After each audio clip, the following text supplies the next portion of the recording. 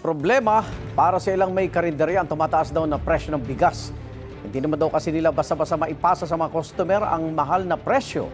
May unang balita live si Alan Gatos ng Super Radio DZBB. Alan. Igan, umaakay ang mga may-ari ng karinderya sa unti-unting pagtaas ng presyo ng bigas. Ayon sa ilang may-ari ng karinderya na nakausap namin sa Quezon City, hindi naman kasi nila basta maipasa ang kada taas ng presyo ng bigas sa tinda nilang ulam. Nananatili pa rin daw sa 15 pesos ang kada takal ng kanin. Kawawa naman daw ang kanilang mga customer kung itataas nila ang presyo. Sa pinakukiraw nilang buha ng 25 kilo na bigas, tumaas na ng 40 pesos. Sa loob ng isang linggo, 2 sako ng bigas at ilang napapakubos sa negosyo. Sa price monitoring ng Department of Agriculture, mahigit 40 pesos hanggang 50 pesos ang kada kilo ng imported na bigas.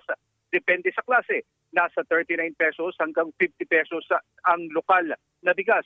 Sabi pa ng ilang nagtitinda sa karinderya, bukod sa bigas, tuloy rin daw ang pagtaas ng presyo ng LPG at iba pang rekado sa kanilang menu. Igan? Maraming salamat, Alan Gatos sa Super Radio DZBB.